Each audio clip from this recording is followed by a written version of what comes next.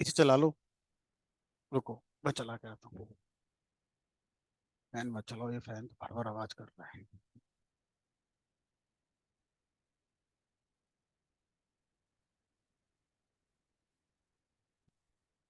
चलो।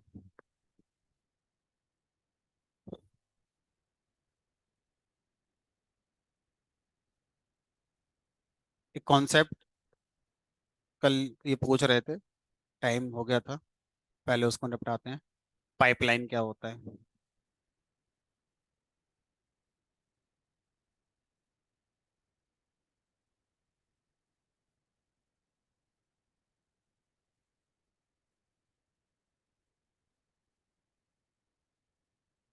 अब मान लीजिए मैं एक डेटा लेकर आया, पांडास इंपोर्ट करके।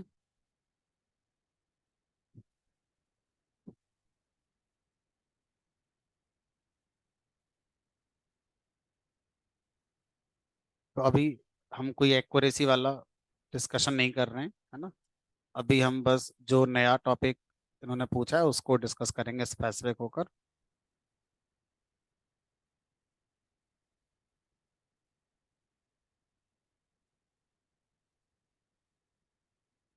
देखो, ये हमारा डेटा हो गया, फ्रूट्स वाला।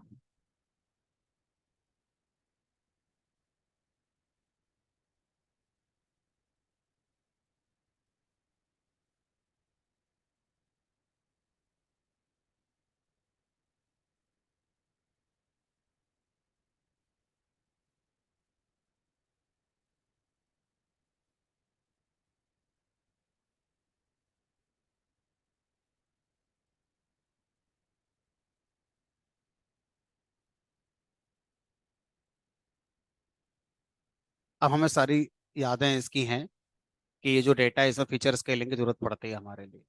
ठीक है। तो हमने क्या करा, हमने स्टैंडर्ड स्केलर क्लास का ऑब्जेक्ट बनाया, और इस स्टैंडर्ड स्केलर पे हमने सारे डेटा को ट्रेनिंग डेटा मान लिया, और जो यूजर से सैंपल रन टाइम पर आएगा उसको टेस्टिंग मानेंगे बस। बाकी सबको ट्रेनिंग डेटा मान दिया। तो यहाँ पर मैंने एक्स दे दिया, और मान लीजिए ये हमारा एक्स वन में आ गया, और बाई तो हमारा ठीक ठाक है ही। मॉडल बनाया कि नेबर क्लासीफायर का यूज करके मॉडल को फिट कर दिया एक्स वन वाई के साथ। उसके बाद अब एक नया सैंपल आया,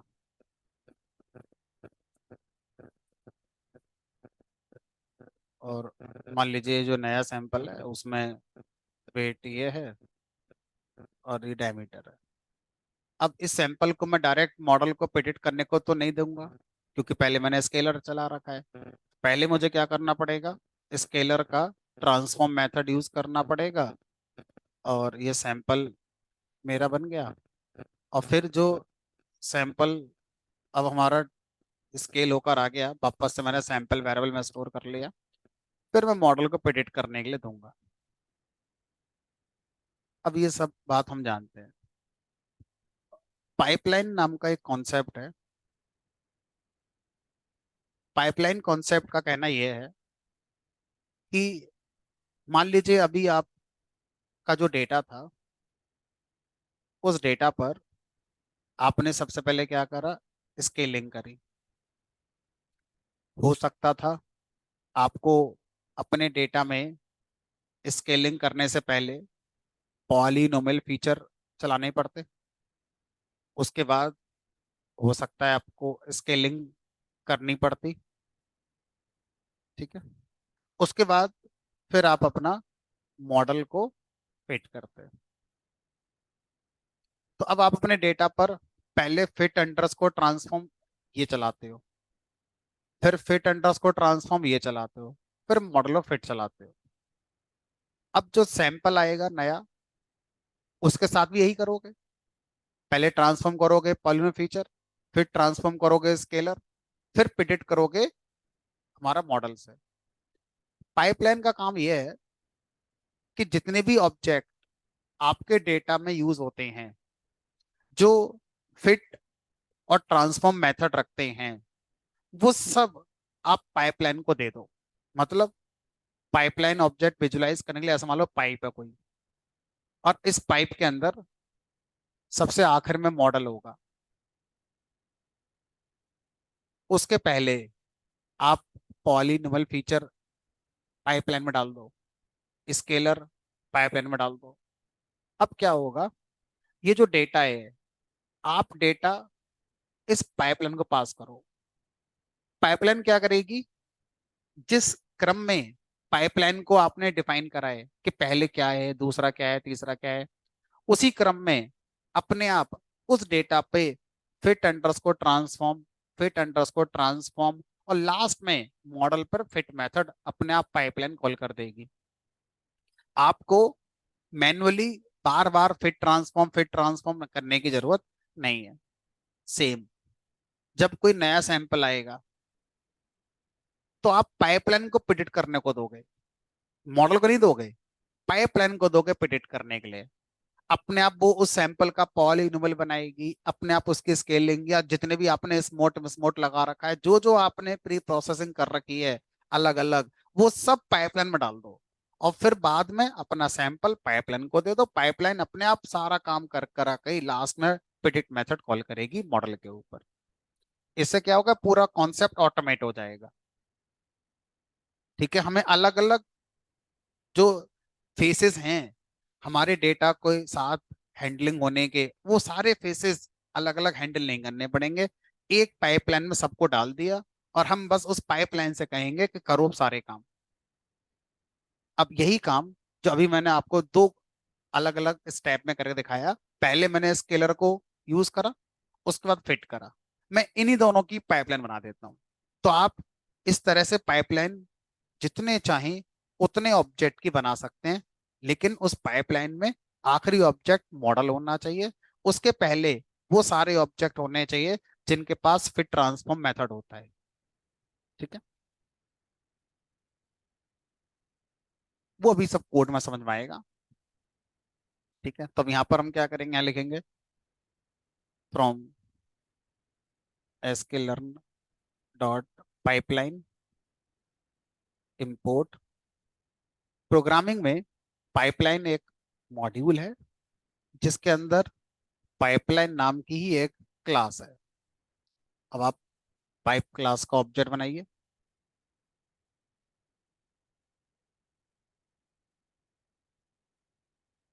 जब आप अपनी पाइपलाइन क्लास का ऑब्जेक्ट बनाएंगे तो इसके अंदर आपको लिस्ट की फॉर्म में अपने सारे ऑब्जेक्ट देने होंगे।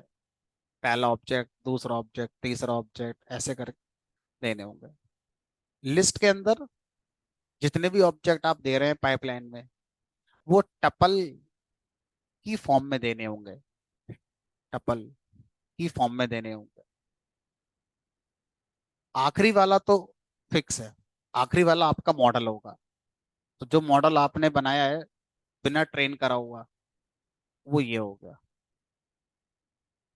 ये आपने मॉडल पास कर दिया। लेकिन जब हम पाइपलाइन में कोई भी ऑब्जेक्ट डालते हैं तो उस ऑब्जेक्ट की एक आइडेंटिटी देते हैं, उसकी एक पहचान बनाते हैं, जो कि एक स्ट्रिंग टाइप की होगी। मान लो आपने इसका नाम कर दिया, कोई भी नाम रख दो, मान लो इसका नाम मैंने एम रख दिया। ठीक है, दूसरा आपने क्या दे दिया, स्केलर क्लास का ऑब्जेक्ट बनाया ताजा ताजा, जिसको कुछ नहीं पता, एकदम नया ऑब्जेक्ट है। इस स्केलर ऑब्जेक्ट को दे दिया, और इसका भी कोई स्ट्रिंग नाम दे दिया, मान लो ऐसे ही रख दिया। नए नए नाम कहाँ से लाओगे। अब ये पाइपलाइन बनकर आपके तैयार हो गए। तो ये पाइपलाइन बहुत छोटी है, दो ही ऑब्जेक्ट हैं। इसका फायदा तब है जब चार पांच ऑब्जेक्ट हो आपके पास। ठीक है, तो अब जो मेरे पास डेटा है, मैं पाइप को दूंगा। और ध्यान रखना, कौन सा वाला डेटा दे रहा हूं मैं, वो भी निकाल लेता हूँ दोबारा से। एकदम ताजा ताजा डेटा आया, एक्स वाई में रखा हुआ है, मैंने सीधा पाइप ऑब्जेक्ट को फिट मेथड, इसमें फिट मेथड होता है, सीधा एक्स और वाई दे दिया। अब ये पहले इस एक्स पर स्केलिंग करेगा, फिर जो स्केलिंग से रिजल्ट आएगा उस पर मॉडल का फिट मेथड कॉल करेगा। हमारी हेडेक खत्म। अब इसकी हेडेक है, देखो बन गई पाइपलाइन। हमने जो इसको डेटा दिया है उस डेटा पर पहले स्केलिंग करेगा, फिर स्केलिंग से जो रिजल्ट जनरेट होगा उस रिजल्ट को इस मॉडल को दे देगा फिट करने के लिए। ये हार है लिखा, देखो पहले स्टैंडर्ड स्केलर है फिर नेवर चला है। ये पाइप क्लास का अपना फिट मेथड है। ये अपने अंदर से इसका फिट अंडरस्कोर ट्रांसफॉर्म चलाएगा, फिर इसका फिट मेथड चलाएगा। ठीक है।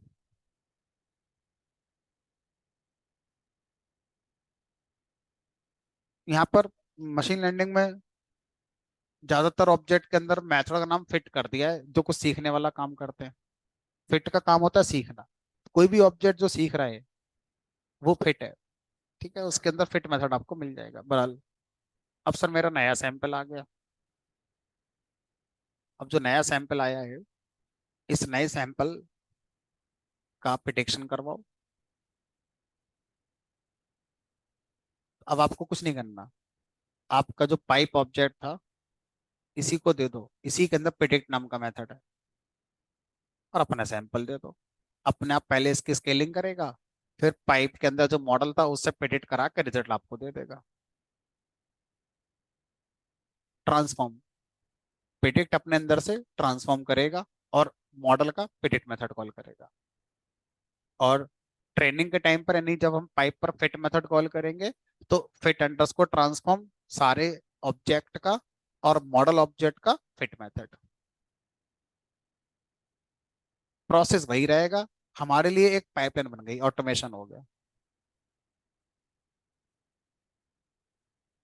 हमें ना करके ये खुद कर लेगा। पाइपलाइन शब्द एक कॉमन शब्द है। अक्सर जब किसी भी एक काम को अलग अलग स्टेजेस में किया जाता है तो हर स्टेज से डेटा कलेक्ट करके आगे लेके जाना हेक्टिक हो जाता है। तो इंडस्ट्री में इस शब्द को यूज करते हैं, यार एक कोई पाइपलाइन बना दो, मतलब वहां से डेटा आए अपने आप अगले फेज में चला जाए, वहां से आए फिर अपने आप अगले फेज में चला जाए। हमें तो बस इनपुट और आउटपुट फेज देखना है, वो बीच के सारे फेजेस हमें मत दिखाओ। That is known as pipeline. ठीक है। किस चीज की? पाइपलाइन एक ऑब्जेक्ट है जो आपके मॉडल, मॉडल के साथ जो प्री प्रोसेसिंग ऑब्जेक्ट्स हैं उनको कंबाइन करके बनाया जाता है। तो pipeline is a sequence of pre processing objects and one model object. We can pass only one model object in pipeline, but we can pass multiple pre-processing object. वो जितने भी प्री प्रोसेसिंग ऑब्जेक्ट्स हैं must contain fit underscore transform and transform method. तो कोई ऐसा pre processing object इसमें pipeline में आप नहीं दे सकते जिसमें फिट अंडरस्कोर ट्रांसफॉर्म और ट्रांसफॉर्म मेथड नहीं होता। अगर कोई ऐसा दे दिया तो एरर आ जाएगी। ठीक है। पाइपलाइन क्या है समझ में आ गई मुझे। आगे बढ़ते हैं। लॉजिस्टिक रिग्रेशन मैंने करा दी थी कि नहीं? करा दी। अब एक और एल्गोरिथम, उसकी बात करते हैं।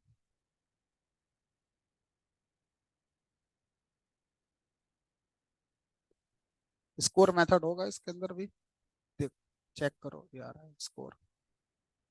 स्कोर मेथड से आप चेक कर सकते हैं।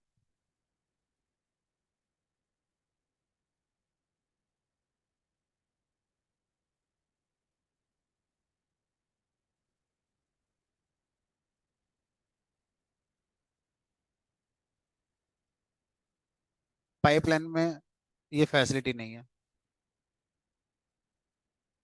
ना। अगर डेटा और बढ़ गया तो फिर आपको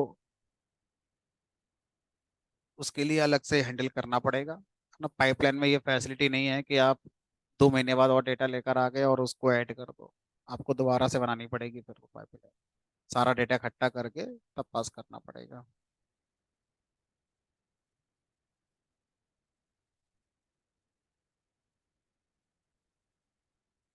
चलो, एक और एल्गोरिथम अब पढ़ने जा रहे हैं हम, जिसका नाम है डिसीजन ट्री। डिसीजन ट्री जो एल्गोरिथम है, इस एल्गोरिथम का एक फायदा होता है और एक नुकसान भी होता है। पहले फायदे की बात करते हैं। डिसीजन ट्री का फायदा यह है कि इसके लिए फीचर स्केलिंग की जरूरत नहीं। अब तक जो एल्गोरिथम आपने पढ़ी, अगर फीचर स्केलिंग नहीं है तो आपका प्रिडिक्शन अच्छा नहीं आएगा, आपका बेस्ट फिट मॉडल शायद ना बने। लेकिन डिसीजन ट्री जो एल्गोरिथम है, ये एल्गोरिथम आपका बिना फीचर स्केलिंग के वैसे ही बिहेव करती है जैसे फीचर स्केलिंग के साथ करती है। आपको फीचर स्केलिंग करने की जरूरत इसमें नहीं पड़ती। एक और फायदा इसका हुआ करता था, अब वो हटा दिया। वो फायदा ये था कि ये कैटेगोरिकल फीचर्स पे भी फिट हो जाती थी। कैटेगोरिकल मतलब मेल फीमेल, आपको उसे 0 1 में कन्वर्ट करने की, लेवल इनकोडिंग करने की जरूरत नहीं पड़ती थी। ये अभी 2018 से जो वर्जन आया है एसकेलन का, आई थिंक 0.16 0.17 वर्जन जो आया है, तब से हटाया गया है। इनिशियली डिसीजन ट्री जब बनाया गया था तो इसके ये दो एडवांटेजेस बताए जाते थे।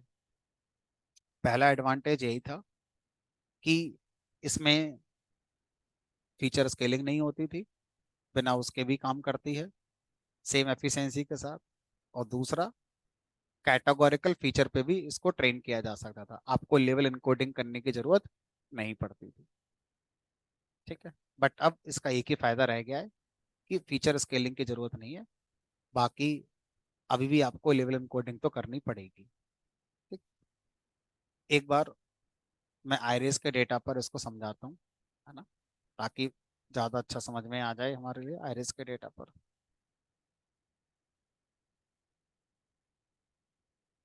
डिसीजन ट्री दोनों के लिए आती है।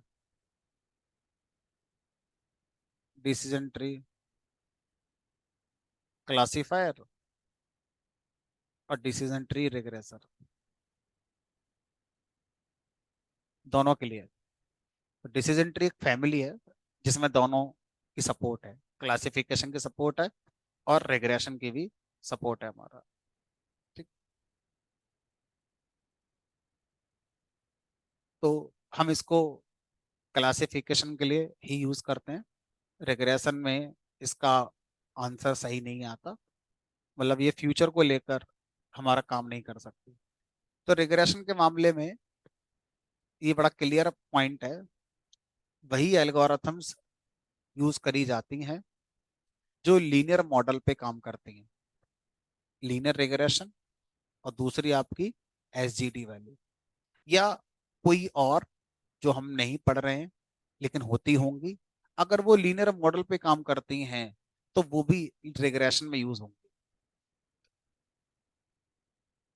लॉजिस्टिक तो क्लासिफिकेशन की है।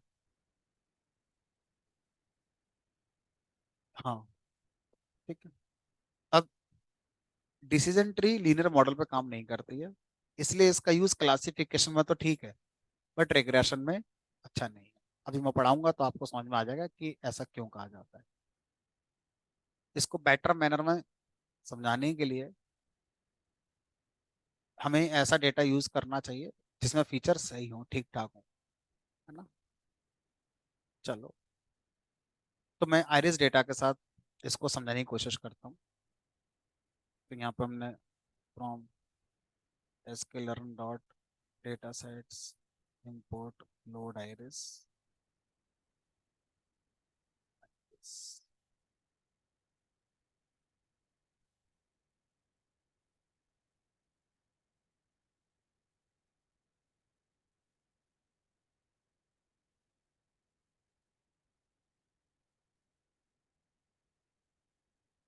तो पहले मैं करके दिखाता हूँ, उसके बाद समझाने की कोशिश करूंगा।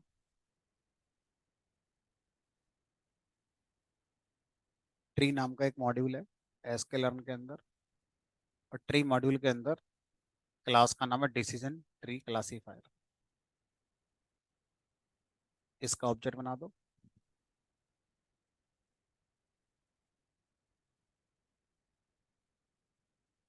हाइपर पैरामीटर अभी छोड़ देते हैं। मॉडल को फिट कर दिया पूरे डेटा पर।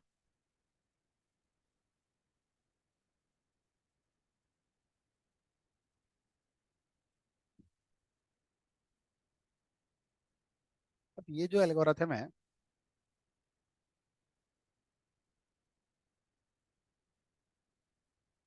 ये एल्गोरिथम विजुलाइज की जा सकती है। मतलब अभी मैं इससे जब प्रिडिक्शन कराऊंगा कि मॉडल प्रिडिक्ट करना जरा, ये सैंपल, अगर सैंपल लेंथ इतनी है, सैंपल विथ इतनी है, पेटल लेंथ ये है, पेटल विथ ये है, तो बताओ कौन है। कह रहा है क्लास 1 का सैंपल है। तो मैं इस बात को विजुलाइज कर सकता हूँ डिसीजन ट्री को। ट्री शब्द को आप जानते हैं, रूट, उसकी ब्रांच, फिर उसकी ब्रांच पेड़ की तरह आगे बढ़ता चला जाएगा। डिसीजन ट्री, इसके सिमिलर एक इक्विवेलेंट एग्जांपल मैं लेकर आऊं। मान लीजिए आप बैंक में लोन लेने गए। अब अगर डिसीजन ट्री है तो लोन अप्रूव होगा कि नहीं होगा, कैसे करेगा डिसाइड। ठीक है। तो मान लीजिए सबसे पहले क्या चेक करेगा लोन के लिए? If salary is greater than 25,000, अगर ये क्राइटेरिया सेटिस्फाई हो रहा है तब तो आपका लोन होगा, अदरवाइज नहीं होगा। ठीक है। तो ये मान लो हमने ट्रू मान लिया, किसी को ट्रू किसी को फॉल्स मान लो, एक को फॉल्स मान लिया कि अगर ये है तो लोन होगा, नहीं तो लोन नहीं होगा। अब उसके बाद आगे बढ़ते हैं। और जब आगे बढ़ते हैं हमारा, तो यहाँ पर हमने क्या करा, एक और कंडीशन डाल दी कि सैलरी 50,000 से ज्यादा है वो तो सही है, ये बताओ सिविल स्कोर क्या है ना। उसके बाद अगर सिविल स्कोर ऐसा है कि लोन हो ही नहीं सकता, अब सिविल स्कोर भी सही है, सैलरी भी सही है, ये बताओ कि आपकी जो एग्जिस्टिंग लोन की ईएमआई है वो कितनी चल रही है, क्या वो इस अमाउंट से ज्यादा है, एक और कंडीशन। ऐसे करते करते आपका लोन का अप्रूवल, तो एक ट्री बन गया डिसीजन लेते लेते। ठीक है। तो ऐसा ही कुछ विजुअलाइजेशन यहाँ पर होता है। डिसीजन ट्री को आप जितनी बार चलाएंगे उतनी बार अलग अलग आउटपुट आएगा। अभी यही आउटपुट बना रहा था, अब मैं इसको दोबारा चलाता हूँ तो इस बार फिर 1 आ गया, फिर चलाओ फिर 0 आ गया। आपके में कुछ और आ सकता है। इसका मतलब डिसीजन ट्री का बिहेवियर अनएक्सपेक्टेड होगा? मैंने कहा नहीं। इसका मतलब सिर्फ एक ही है कि डिसीजन ट्री के अंदर कहीं ना कहीं कोई रैंडमनेस का फैक्टर है। अब वो रैंडमनेस का फैक्टर के अकॉर्डिंग जितनी बार मैं इसे रन कर रहा हूँ, हर बार अलग अलग फिट होता होगा। यानी कि मॉडल की जो ट्रेनिंग हो रही है वो हर बार सेम नहीं हो रही है, कुछ ना कुछ एक रैंडम फैक्टर रहा होगा। तो अगर मैं चाहूँ कि सर ये ना हो ऐसा, सबका एक जैसा ही आए, तो यहाँ रैंडम स्टेट एक हाइपर पैरामीटर होता है जिसकी वैल्यू कुछ भी देने से हर बार सेम आउटपुट आएगा। अब ये कहना मुश्किल है कि वो सही है गलत है क्या है, लेकिन वो सेम आउटपुट आएगा, ये सही। अभी रैंडमनेस रहने देते हैं क्योंकि हमें उस पर भी डिस्कशन करना है कि वो क्या है। ठीक है। चलो, सबसे पहले क्या करते हैं, ट्री को विजुलाइज करते हैं कि वो ट्री बना कैसे होगा। यहाँ पर हम लिखेंगे from sklearn dot tree import plot tree. एक तो प्लॉट ट्री नाम का फंक्शन है जो डिसीजन ट्री इंटरनली बनाए हैं, वो किस लेवल पे क्या डिसीजन ले रहा है वो पता चलेगा। उस चीज को पिक्चर में कन्वर्ट करने के लिए आप मैटप्लॉटलिब का यूज करते हैं। तो यहाँ पर आप क्या करेंगे, इंपोर्ट करेंगे matplotlib dot pyplot as plt, और यहाँ पर प्लॉट ट्री फंक्शन जो आपने बनाया है इसमें अपना वो मॉडल पास करेंगे जो फिट हो चुका है। अगर आपने ये लाइन नहीं लिखी, सीधा मॉडल बना के यहाँ पास कर दिया, तो कोई फायदा नहीं, हो सकता है एरर ही आ जाए। तो प्लॉट ट्री अंडरस्कोर ये फंक्शन जो है, इसमें आप अपना मॉडल फिट वाला पास करते हैं और फिर इसको मैटप्लॉटलिब से शो कर देते हैं। बना सर कुछ ट्री जैसा बना, समझ में नहीं आ रहा लेकिन बना तो कुछ। तो मैं क्या कर रहा हूँ, मैं इसका फॉन्ट थोड़ा सा बड़ा कर दे रहा हूँ। यहाँ मैंने कर दिया फॉन्ट साइज 10। सर एक के ऊपर ओवरलैप हो रहा है, एक काम करो, जो मैटप्लॉटलिब का फिगर है उसका साइज बढ़ा दो, plt डॉट फिगर, और यहाँ पर फिगर साइज।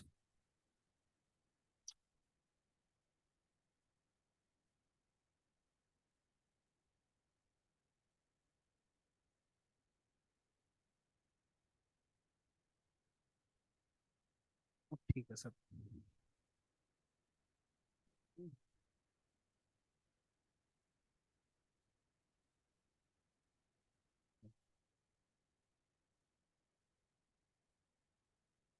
चलो, अब हमें इस ट्री को पहले समझना है, ये क्या कहना है ना, क्या ये कहना चाह रहा है, इसको देखते हैं।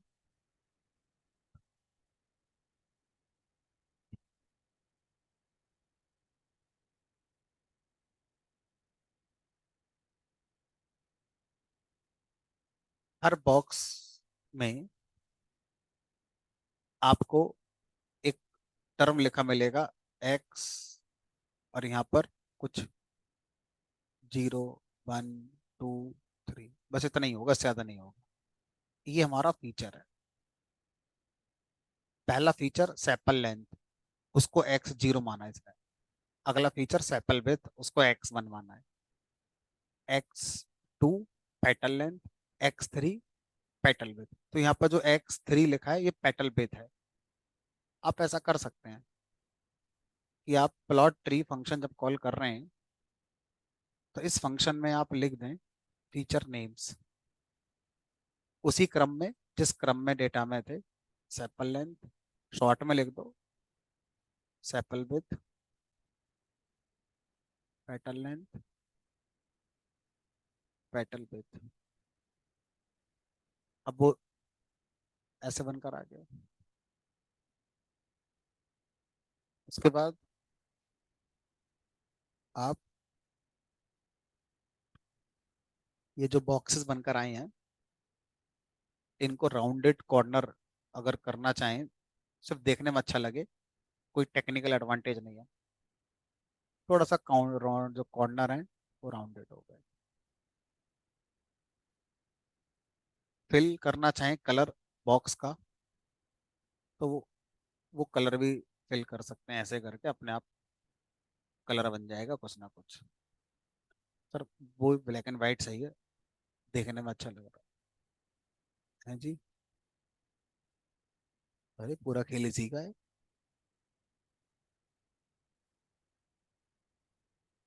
चलो देखते हैं हम। तो डिसीजन ट्री कह रहा है, आपने मुझे जो डेटा दिया था मैंने उस डेटा के अकॉर्डिंग ये एक डिसीजन ट्री बनाया है। अब आप अपना प्रिडिक्शन खुद करा लो, मुझसे मत पूछो। मैंने कहा ठीक है, खुद करा लेते हैं। हम ये सैंपल लेके आए। अब हमने पूछा बताओ डिसीजन ट्री ये क्या है, ठीक है। तो आप आंसर देख लो पहले। आंसर आया 0 क्लास का। अब देखते हैं क्या है। यहाँ पर सबसे पहले दो शब्दों को आपको समझना होगा, नोड, लीफ। लीफ नोड या सिंपल लीफ उन्हें कहते हैं जिसकी फर्दर ब्रांचेस नहीं निकली हैं। अगर किसी बॉक्स की आगे ब्रांच निकली हुई है तो वो लीफ नहीं है, वो एक ऑर्डिनरी नोड है। उससे बोलते हैं स्प्लिटिंग नोड। तो एक शब्द हो गया स्प्लिटिंग नोड, एक हो गया लीफ नोड, ऐसे कह सकते हो।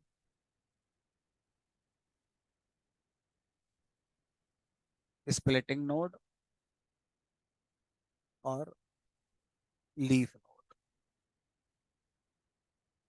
ठीक है। लीफ नोड प्रिडिक्शन करता है। जो प्रिडिक्शन करेगा वो कौन करेगा? लीफ नोड करेगा।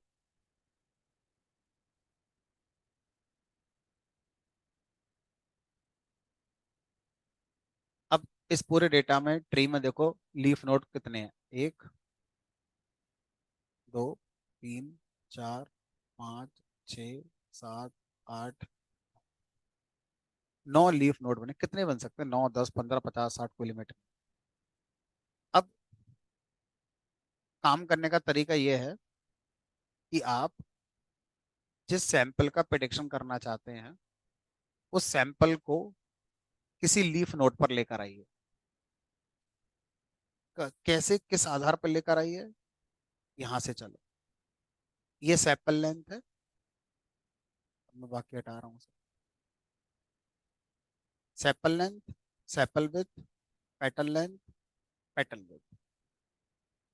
जो सबसे पहला स्प्लिटिंग नोड है जिसको आप रूट नोड कह सकते हैं, इस स्प्लिटिंग नोड, रूट नोड से आगे बढ़ने के लिए आपको किस फीचर का यूज करना है यहाँ पर?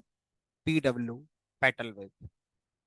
Condition less than equal to लगी हुई है और एक संख्या लिखी है 0.8। वो कहाँ से आई अभी उसको छोड़ते हैं। तो अब बताओ, आपके वाले सैंपल का पेटल विड्थ ये है, क्या ये इस कंडीशन को सेटिस्फाई कर रहा है या नहीं कर रहा है? ट्रू। अगर ट्रू है तो लेफ्ट साइड में जाएंगे, और अगर फॉल्स है तो राइट साइड।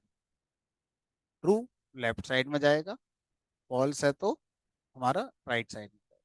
ठीक है। तो अब कंडीशन क्या आ गई हमारी? ट्रू। कहाँ चले गए हम? Left side. लेफ्ट साइड में कौन मिलेगा हमें? एक लीफ नोड। अब इस लीफ नोड का कैसे हम यूज करें प्रिडिक्शन कर? हर लीफ नोड पर देखो वैल्यू लिखी होगी। ठीक है। और वैल्यू एक लिस्ट होगी। उसमें क्या लिखा है? उसमें लिखा है कि इस लीफ नोड पर कितने सैंपल किस क्लास के हैं। 0 क्लास के कितने सैंपल हैं, क्लास 1 के कितने सैंपल हैं, और क्लास 2 के कितने सैंपल। बताओ, इस लीफ नोड पर कितने सैंपल किस क्लास के हैं? इसका मतलब ये हुआ, अगर आपका सैंपल जिसका आप प्रिडिक्शन करना चाहते हैं अगर वो इस लीफ नोड पर आया तो यहाँ पर तो सारे सैंपल किस क्लास के हैं? 0। तो आपके क्लास का आपके सैंपल का प्रिडिक्शन भी किस क्लास का माना जाएगा? 0। ठीक। अब थोड़ा ट्विस्ट करते हैं और आगे चलते हैं। मैंने ये कर दिया 0.9। ठीक है। अब बताओ, अगर 0.9 कर देंगे तो कंडीशन ट्रू या फॉल्स? फॉल्स होने पर कहाँ आ गए? राइट में आ गए। ठीक है। अब अगला rule, petal width is less than equal to 1.75। True है या फॉल्स है? ट्रू। लेफ्ट में आ गए। फिर से एक स्प्लिटिंग नोड मिला, petal length less than equal to 4.95। हमारी लेंथ कितनी थी? 1 पॉइंट, लेंथ 4.8। यहाँ से देखो, लेंथ आपकी 4.8 है। बताओ इसकी ट्रू या फॉल्स? किधर जाएंगे ट्रू होने पर? लेफ्ट में आ गए। अब बताओ, क्या चेक हो रही है यहाँ पर? विथ हो रही है। फिर से चेक, हमारी 0.9 है। ट्रू या फॉल्स? यहाँ आ गए। अब इस लीफ नोड पर सारे सैंपल किस क्लास के हैं? क्लास। आपका प्रोडिक्शन भी क्या आएगा? क्लास 1 का आएगा। तो इस तरह से डिसीजन ट्री का काम है एक ट्री तैयार करना जिसमें स्प्लिटिंग नोड होते हैं, स्प्लिटिंग नोड के आगे लीफ नोड होते हैं। उसके बाद जो ट्री आगे बढ़ रहा है वो आपके फीचर की कंपैरिजन से बढ़ रहा है। आपके जितने फीचर हैं उन फीचर की वैल्यू को वो कंपेयर करता है। किस वैल्यू से करता है वो अभी नहीं पता, लेकिन कंपेयर करता है, और कंपैरिजन भी लेस देन इक्वल टू करता है। ग्रेटर देन वाला नहीं करता, इक्वल टू वाला नहीं करता, ये फिक्स है कि लेस देन इक्वल टू वाला ही करेगा। ठीक है। अब 0.8 कहाँ से आया, अगले वाले में 1.75 कहाँ से आए, ये तो अभी हमें समझना है। हाँ अभी आ रहे हैं, सब आ रहे हैं।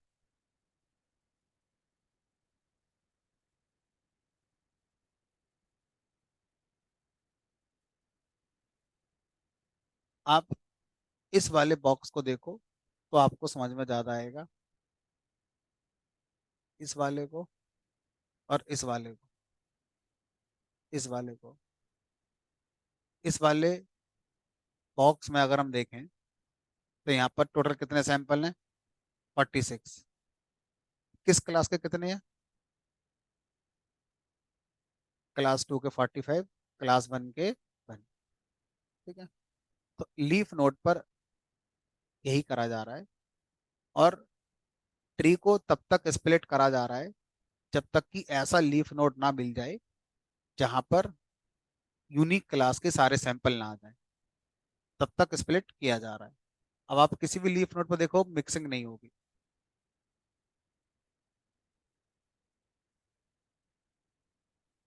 हम्म?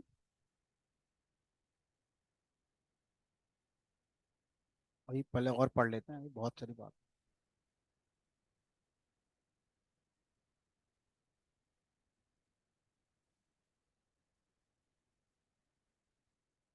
अह,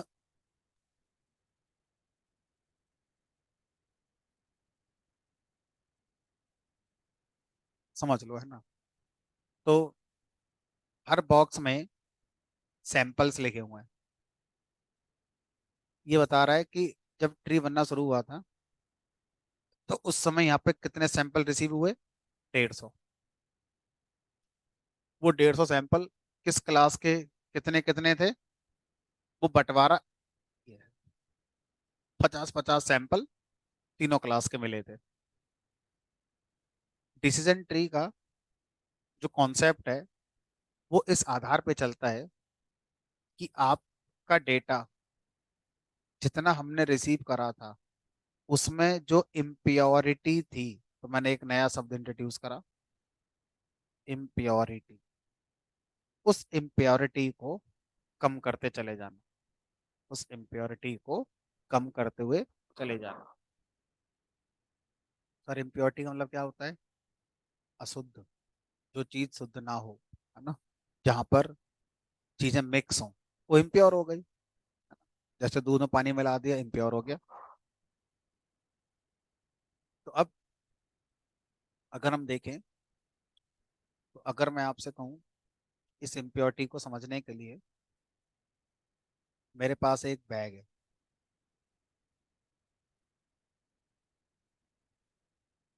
इस बैग में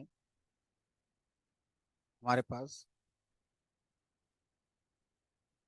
दो काली गेंद पड़ी हैं, दो नीली गेंद पड़ी हैं, और एक लाल गेंद पड़ी है। ठीक है। अब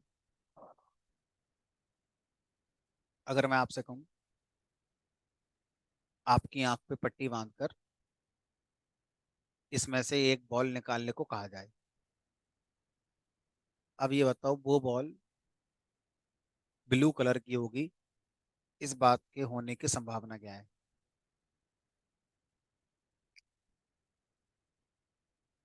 कितनी हो जाएगी?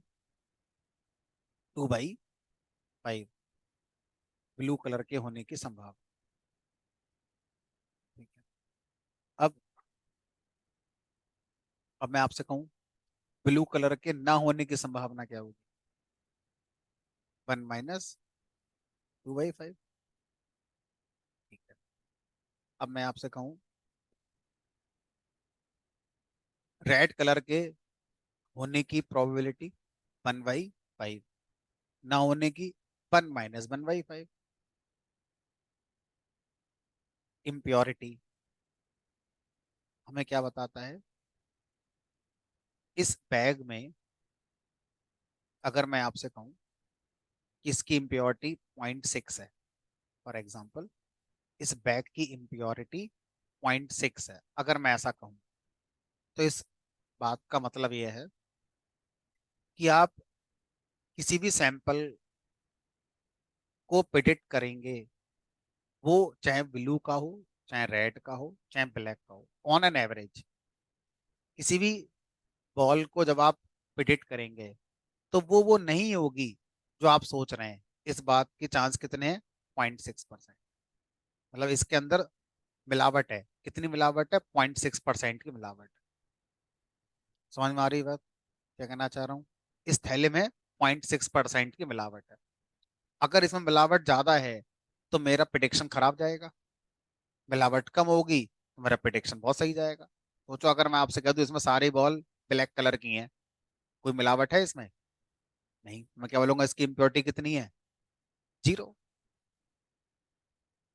अब जब इस नोड पे डेटा रिसीव हुआ, सारे के सारे सैंपल, तो इसने क्या करा?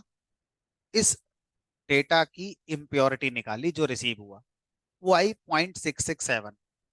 तो ये कह रहा है कि इस समय आपका डेटा ऐसा है कि आप किसी भी सैंपल का प्रेडिक्शन करो, चाहे वो क्लास 1 का हो, चाहे क्लास 0 का हो, चाहे क्लास 2 का हो, 66% चांस है वो गलत होगा। जो आप सोच रहे हो वो होगा ही नहीं। इस बात के चांस कितने हैं? 66%। हमारी कहानी।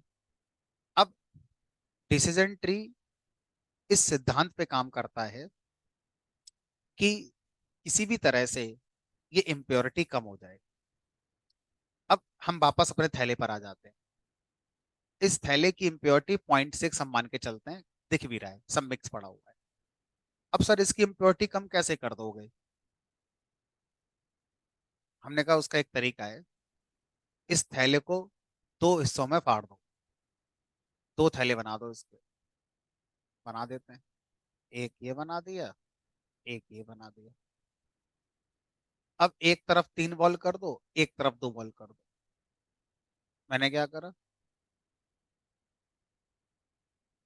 2 बॉल एक तरफ कर दी और 3 बॉल एक तरफ कर दी, ब्लू और रेड। नहीं, जानबूझ कर करी अभी तो मैंने, समझाने के लिए। क्या मैं करूं? मैंने जानबूझकर अभी ऐसा करा है, समझाने के लिए, है ना, कि 2 बॉल यहाँ आ गई और 3 ऐसी वाली यहाँ आ गई। अब ये बताओ, इन दोनों बॉक्स की अलग अलग इम्प्योरिटी, पहले वाले की इम्प्योरिटी कितनी हो गई? दूसरे वाले की अभी भी कुछ ना कुछ है, मान लो 0.3 है, जस्ट फॉर एग्जाम्पल। अब ये कैसे निकलती है, इसकी गणित होती है, जो पढ़ेंगे हम आगे चलकर।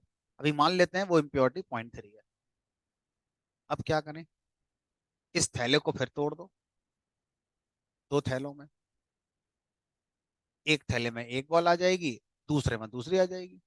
अब इन थैलों की इम्प्योरिटी कितनी हो गई? 0 0। इसकी भी कितनी हो गई? 0।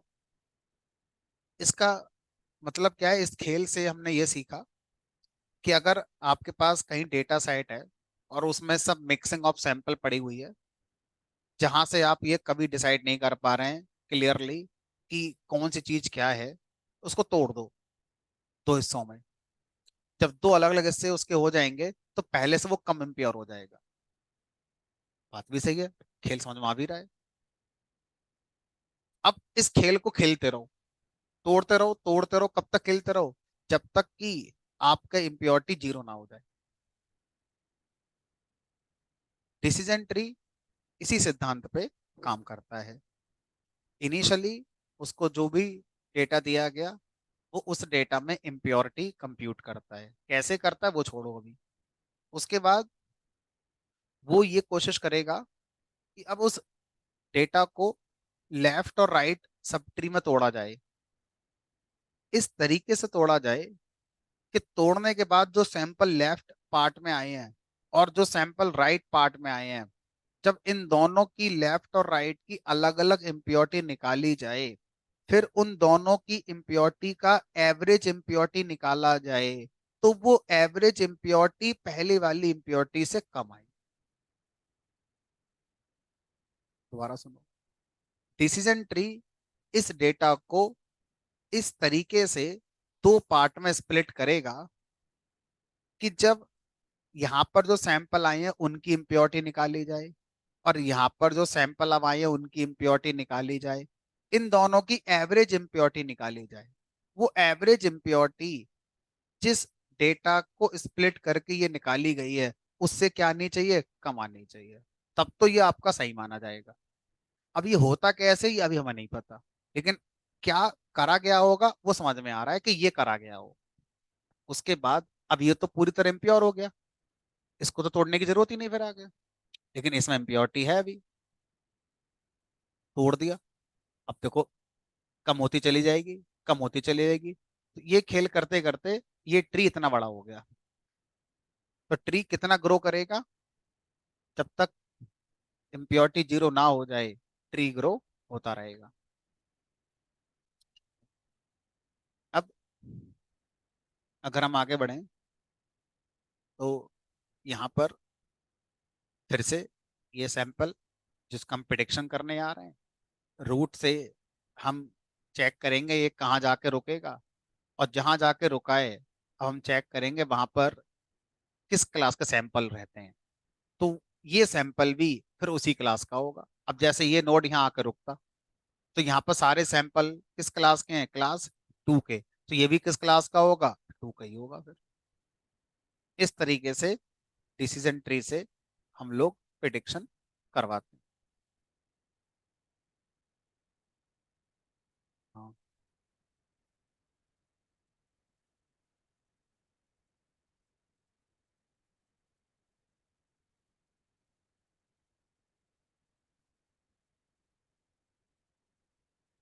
नहीं, इससे मिलते हुए तीन सैंपल हैं जो सबसे ज्यादा मैच हो रहे हैं। लेकिन ये कहना गलत है कि क्लास टू के तीन सैंपल हैं। क्लास टू का प्रिडिक्शन तो देखो यहाँ से भी कहीं और से भी आ रहा होगा, यहाँ से भी आ रहा है देखो, यहाँ से भी आ रहा है। सोचो अगर ये सैंपल यहाँ आ जाता तो भी तो हम क्या बोलते कि इस सैंपल का क्लास कितना है, टू। लेकिन इस बार कॉन्फिडेंस स्कोर बहुत हाई होगा, क्योंकि इससे मिलते जुलते कितने सैंपल निकले, 43। यानी कि अगर मैं प्रोबेबिलिटी निकलवाऊं डिसीजन ट्री से, जो कि हम निकाल सकते हैं, तो डिसीजन ट्री अगर कोई सैंपल यहाँ प्रिडिक्ट हुआ है तो उसकी प्रोबेबिलिटी मुझे लग रहा है 0.9 के आसपास आएगी। अगर कोई सैंपल यहाँ जाके प्रिडिक्ट हुआ है तो शायद उसकी प्रोबेबिलिटी 0.6, 0.8, 0.5 ऐसी होगी, उससे ज्यादा नहीं आएगी, क्योंकि यहाँ पर बहुत कम सैंपल आ रहे हैं। तो जिस लीफ पर हमारा प्रिडिक्शन के लिए आया हुआ सैंपल जाकर रुका है, अगर वहां पर डेंसिटी कम है उस क्लास के सैंपल की, इसका मतलब कि हमारा प्रोबेबिलिटी स्कोर अच्छा नहीं आएगा। और अगर जिस जगह जाके मेरा सैंपल रुका है वहां पर डेंसिटी बहुत ज्यादा है उस क्लास की, जिस क्लास का वो लीफ है, तो वहां पर कॉन्फिडेंस स्कोर अच्छा आएगा मेरा। ठीक है। तो जो आप सोच रहे हैं कहीं ना कहीं है कि अगर कोई सैंपल यहाँ आके अटक गया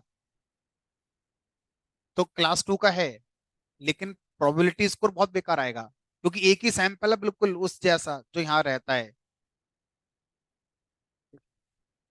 चलो, अब बात क्या आती है, ध्यान से सोचो। ये जो ट्री बनाया गया है ये किस को ध्यान में रखकर बनाया गया है, किसकी इम्प्योरिटी जीरो कर रहा है ये? किस डेटा की इम्प्योरिटी जीरो हो रही है? Training data. हमने फिट के अंदर क्या पास करा है, ट्रेनिंग डेटा तो पास करा है। यानी कि ये जो ट्री बनेगा, ये सारे डिसीजन जो ले रहा है कि कब किससे छोटा होना चाहिए, तो किधर जाएगा, ये डिसीजन किस आधार पर ले जा रहे हैं? Training data. यानी कि मैं ये कहूँ कि अभी ट्रेनिंग का स्कोर 100% आएगा, क्योंकि सब जीरो जीरो कर दिया उसने, सारी इम्प्योरिटी हटा दी उसने यहाँ से। अगर मैं टेस्टिंग सैंपल को लेकर आऊंगा, तो किस बात के चांसेस बढ़ गए? अगर मैं टेस्टिंग डेटा लेकर आता हूँ, तो टेस्टिंग डेटा डिसीजन ट्री में जब जाएगा प्रिडिक्ट होने के लिए, तो किस बात के चांस बढ़ गए होंगे? ओवरफिट होने के। जब कोई भी मॉडल एंटायरली ट्रेनिंग डेटा के अकॉर्डिंग ही डिसाइड कर दिया गया हो, 100% एकदम, तो वो मॉडल हमारा कैसा माना जाता है? ओवरफिट मॉडल माना जाता है। तो अगर किसी मॉडल को बनाते समय 100% ट्रेनिंग एक्यूरेसी का फोकस करा गया है, तो वो मॉडल अच्छा मॉडल नहीं माना जाता। उस मॉडल में ओवरफिटिंग आएगी, इस बात के बहुत ज्यादा चांस है। तो डिसीजन ट्री का जो एक ड्रॉबैक है वो यही है कि डिसीजन ट्री बहुत जल्दी ओवरफिट होता है। क्यों? क्योंकि वो अपनी ग्रोथ जो कर रहा है, वो ट्रेनिंग के सैंपल पूरी तरह से क्लासिफाई हो जाएं बिना इम्प्योरिटी के, उस आधार पे कर रहा है। इसलिए डिसीजन ट्री सबसे जल्दी क्या होता है हमारा? ओवरफिट। सर, इसकी समस्या का समाधान, समाधान हमारी तब समझ में आएगा जब हम इसकी पीछे की गणित समझना शुरू करेंगे। तभी हमें सब चीजें समझ में आएंगी कि ये सब होता क्या है।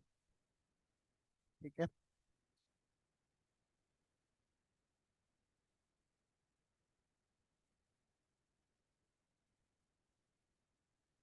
नहीं मान सकते। यानी कि इसने अभी जो हमें टेस्टिंग का सैंपल प्रिडिक्ट करके दिया है, तो ये तो हमें इसका प्रिडिक्शन मिल गया। अब हम इस बात को कैसे जज करें ओवरफिट हो गया है? तो आप क्या करो, पहले अपने डेटा को ट्रेनिंग टेस्टिंग में स्प्लिट करो। ट्रेनिंग डेटा पर मॉडल को डिसीजन ट्री से फिट करवाओ, फिर टेस्टिंग डेटा का स्कोर निकालना। तब आपको ये बात प्रैक्टिकली शायद ऐसी लगे। तो कोई गारंटी थोड़ी ले रहा है डिसीजन ट्री की मैं ओवरफिट हो ही जाऊंगा। हो सकता है ना हो, लेकिन चांसेस हैं कि ओवरफिट हो जाता है ये। ठीक है, इस बात के लिए आपको पहले अपने डेटा को ट्रेनिंग और टेस्ट में स्प्लिट करके फिर डिसीजन ट्री से ये काम करवाने हैं।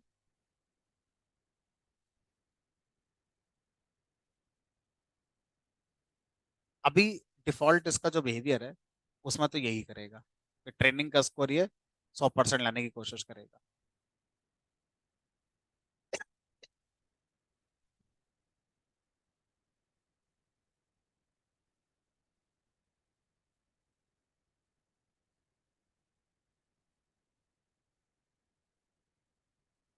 चलो देखते हैं।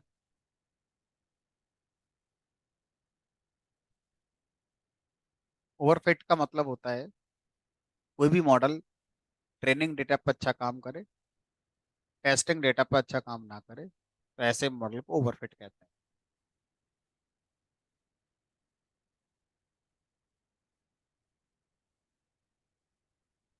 कर सकता है ना?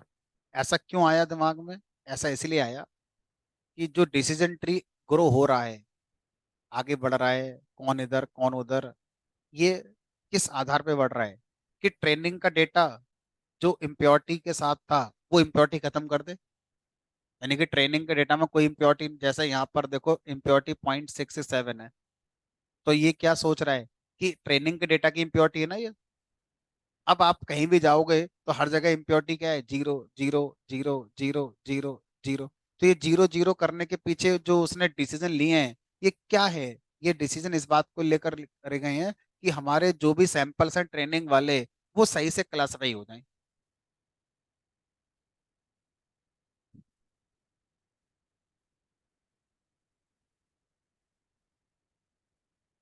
ऐसा हो सकता है।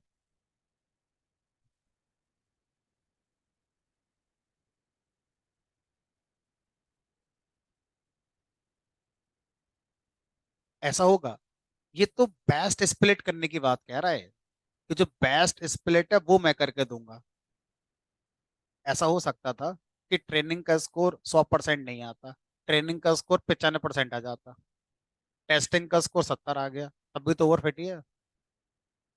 ये तो ये कह रहा है कि जो ये वैल्यू मैंने ढूंढी है 0.8, इस बात की गारंटी नहीं है कि इसकी वजह से जब ट्री आगे ग्रो करेगा तो हम ट्रेनिंग डेटा की सारी इम्प्योरिटी जीरो कर ही देंगे। हो सकता है ना हो, लेकिन हम वो वैल्यू ढूंढ रहे हैं जो बेस्ट फिट की है, मतलब जो बेस्ट स्प्लिट हो सकता है। भले ही वो बेस्ट में आगे जाके ट्री जीरो इम्प्योरिटी ना करे, 0.1 रह जाए, 0.2 रहे, लेकिन वो सबसे बेस्ट रहेगी जो भी रहेगी।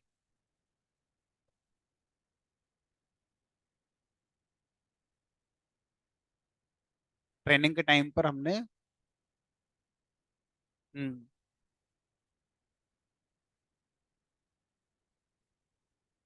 हम्म,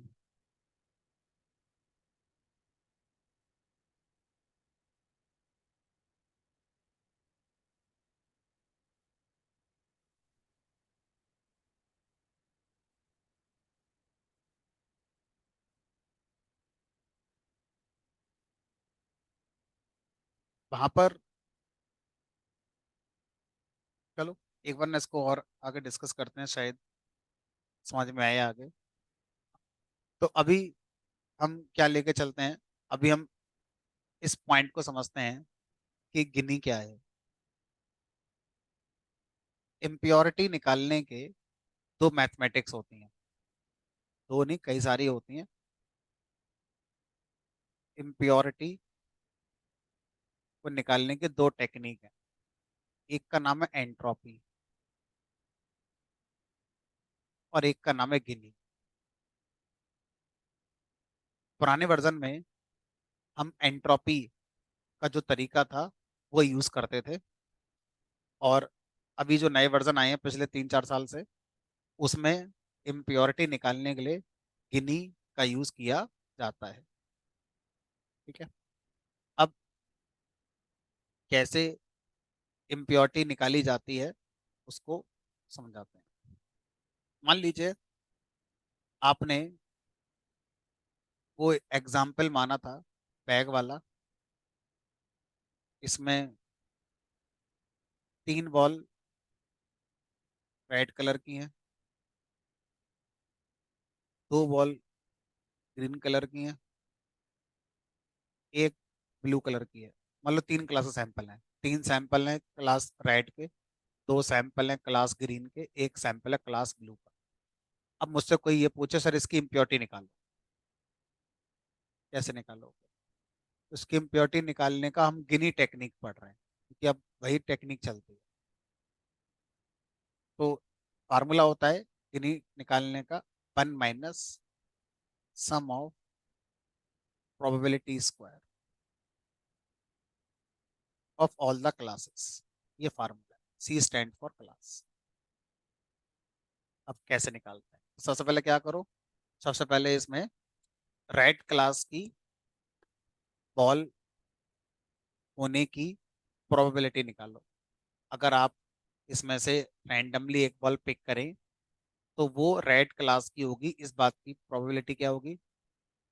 3/1 2 3 4 5 6, यानी कि 1/2, 1/2। अब रेड के बाद ग्रीन कलर के होने की प्रोबेबिलिटी कितनी होगी? 2/6, यानी कि 1/3, 1/। इन स्कोर निकालने के लिए क्या करना है? इन सब की प्रोबेबिलिटी का स्क्वायर करना है। 1/2 का स्क्वायर, 1/3 का स्क्वायर, 1/6 का स्क्वायर, 1/4, 1/9, 1/36, 36 9 4 1, 14/36 कितना आ गया? 7/18। 7/18 को सॉल्व करो, इसकी इम्प्योरिटी है 0.38।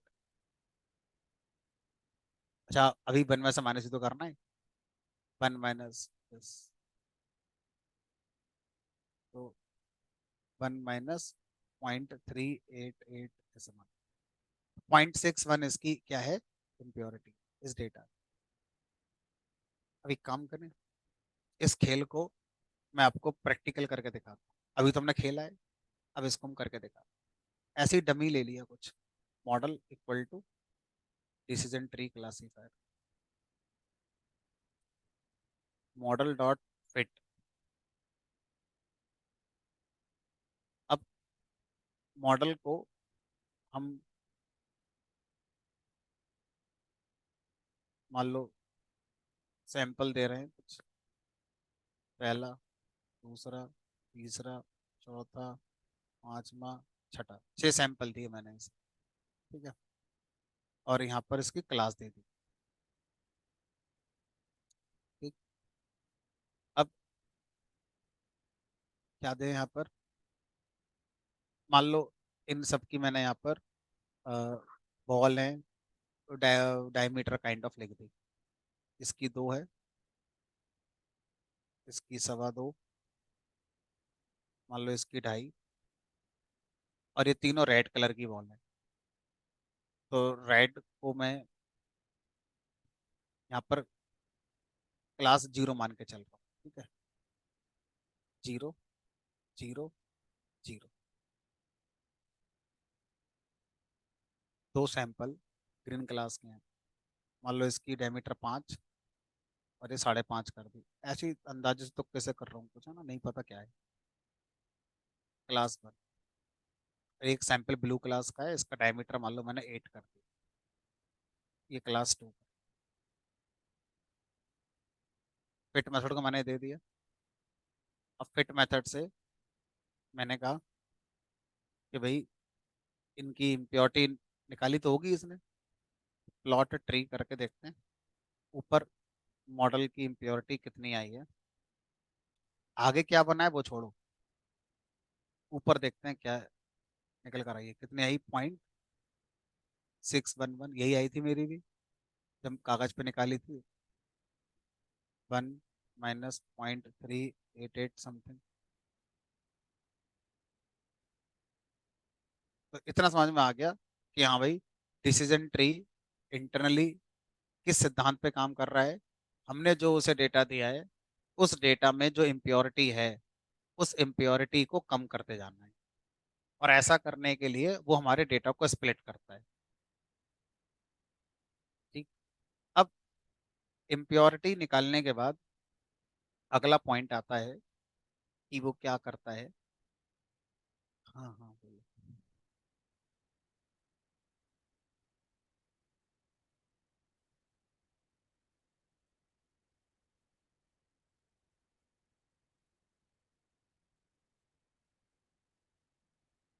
कहाँ पर?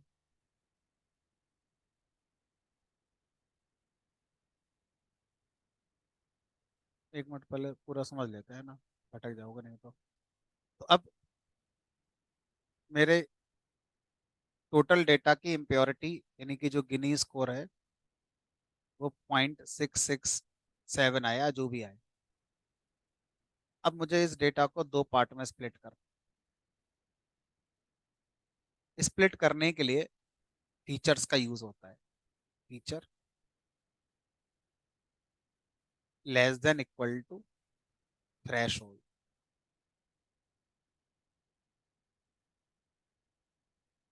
तो अब सबसे पहले क्या करेगा, हमारे डेटा में जितने भी फीचर्स हैं उनमें से रैंडमली फीचर्स को पिक करेगा। रैंडमली फीचर्स हमारे पिक होंगे। तो मान लीजिए रैंडमली फीचर हमारे पिक हुए कितने, जितने आपने कहे होंगे उतने। तो यहाँ पर डिसीजन ट्री क्लासीफायर में एक आर्गुमेंट पास होता है जिसका नाम है मैक्स फीचर्स। मैक्स फीचर की वैल्यू हमने तो कुछ बताई ही नहीं, नन कर दी। अब अगर मैक्स फीचर की वैल्यू नन है, देखो ये क्या कर रहा है।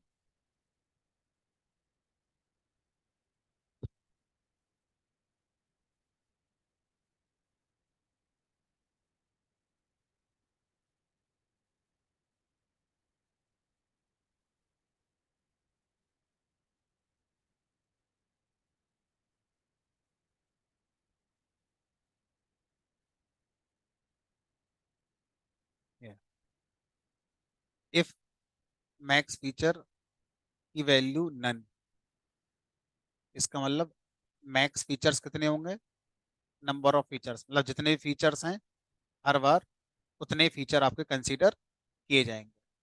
अब उसने क्या करा, चार फीचर हमने डेटा में रखे थे, अब वो क्या करेगा, चारों फीचर को एक पॉसिबल कैंडिडेट मानेगा क्या करने का, स्प्लिट करने का, कि यहाँ पर सेपल लेंथ भी आ सकता है, यहाँ सेपल विथ भी आ सकता है, पेटल लेंथ भी आ सकता है, और पेटल विथ भी आ सकता है। चारों में से कोई सा भी आपका यहाँ पर आ सकता है। अब कौन सा आएगा ये नहीं पता, वो रैंडमली पिक होगा, या डिसीजन ट्री इंटरनली क्या करेगा, इन चारों फीचर की इंपॉर्टेंस कंप्यूट करेगा। फीचर इंपॉर्टेंस कैसे, एनोवा टेस्ट लगाता है इंटरनली, और इनमें से जो सबसे इंपॉर्टेंट फीचर निकल कर आएगा कि कौन सा ज्यादा इंपॉर्टेंट फीचर है, उस फीचर को पहला स्प्लिटिंग नोड बनाएगा।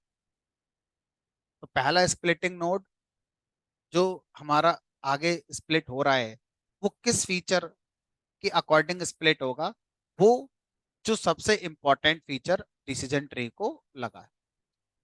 इंपॉर्टेंट फीचर कैसे निकाला, एनोवा टेस्ट का यूज करके उसने निकाला होगा।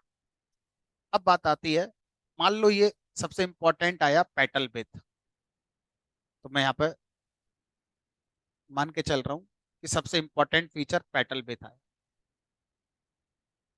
अब क्या करोगे, अब आप अपने डेटा को देखो, ये सेपल लेंथ है, sepal with petal length, petal petal with feature की वैल्यू को सेट में स्टोर कर लो।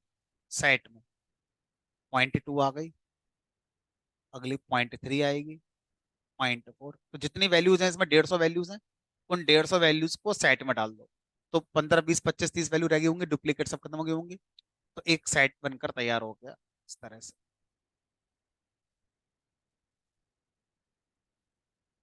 अब अगला काम क्या होगा, अगला काम होगा रैंडम कुछ वैल्यू जनरेट करना, ताकि वापस से 150 हो जाए।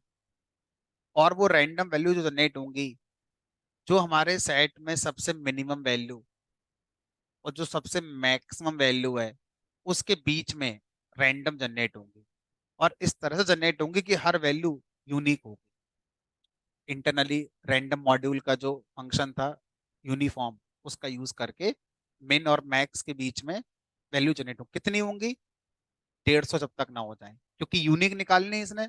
अब यूनिक मान लो 30 आई, तो 120 वैल्यू और इसको चाहिए होंगी अब। ठीक है, तो वो अपने आप जनरेट कर लेगा आपके फीचर की मिन मैक्स के बीच। तो इस तरह से हमारा सबसे इंपॉर्टेंट फीचर कौन सा था वो यहाँ पर आएगा। अब बात आती है थ्रेशोल्ड क्या है। थ्रेशोल्ड वो वैल्यू है जिसके आधार पर हम कंपैरिजन कर रहे हैं। तो जो इंपॉर्टेंट फीचर है उसकी हर पॉसिबल वैल्यू एक थ्रेशोल्ड बनाकर देखी जाएगी। सबसे पहली वैल्यू मान लो 0.2, तो यहाँ पर क्या करा उसने, petal width is less than equal to 0.2।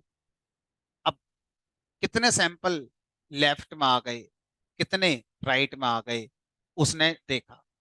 उसके बाद जितने सैंपल लेफ्ट में आए उनकी इम्प्योरिटी निकाली, फिर जितने सैंपल राइट में आए उनकी इम्प्योरिटी निकाली, फिर इन दोनों की एवरेज इम्प्योरिटी निकाली। अब वो एवरेज इम्प्योरिटी उसने अपने पास रख ली। ठीक है, अगर वो इससे कम हुई तो अपने पास रख ली, इससे ज्यादा हुई तो उसको डिलीट कर दिया। ठीक है, ज्यादा नहीं आती को जब स्प्लिट कर दिया तो कम ही आएगी। ठीक है, अब अगली पॉसिबल वैल्यू, इसको थ्रेशोल्ड यहाँ रख के देखा, और फिर से अपने डेटा को स्प्लिट करा। इस बार थ्रेशोल्ड 0.3, लेफ्ट में कुछ सैंपल इस बार आए होंगे, कुछ राइट में आए होंगे, फिर से दोनों लेफ्ट राइट की अलग अलग इम्प्योरिटी निकाली, फिर एवरेज इम्प्योरिटी निकाली। ठीक है, इस तरह से जितनी पॉसिबल वैल्यूज पेटल विथ में हैं जो रैंडम जनरेट हुई थी उनको मिलाते हुए भी हर पॉसिबल वैल्यू के लिए इसने 150 स्प्लिट करे होंगे, हर वैल्यू के लिए लेफ्ट राइट करता रहा होगा। अब जो सबसे मिनिमम एवरेज इम्प्योरिटी आई है वो किस में आई है? मिनिमम एवरेज इम्प्योरिटी जिस थ्रेशोल्ड में आई होगी उसको वो क्या कर देगा, फाइनल थ्रेशोल्ड डिसाइड कर ले।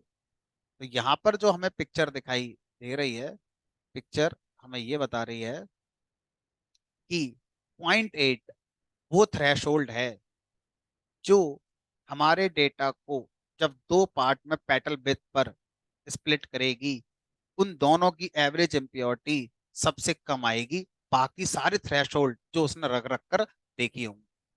यानी कि जो 0.8 है वो एकदम तुक्का मार के नहीं आया होगा, और बहुत सारे पॉसिबल थ्रेशोल्ड को यहाँ रख रख कर देखा गया होगा, तब जाके एक आया होगा।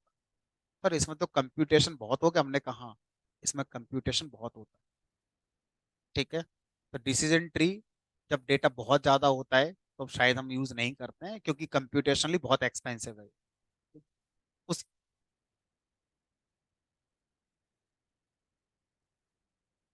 वो इधर है, और जो कंडीशन के अकॉर्डिंग लेफ्ट राइट चले जाएंगे। अब यहाँ पर देखो कितने सैंपल आए, 100। कौन से 100 होंगे? क्लास 1 के और क्लास 2 के, क्लास 0 के ही नहीं। लेकिन फीचर तो सारे ही हैं, sepal length, sepal with, petal length, petal with.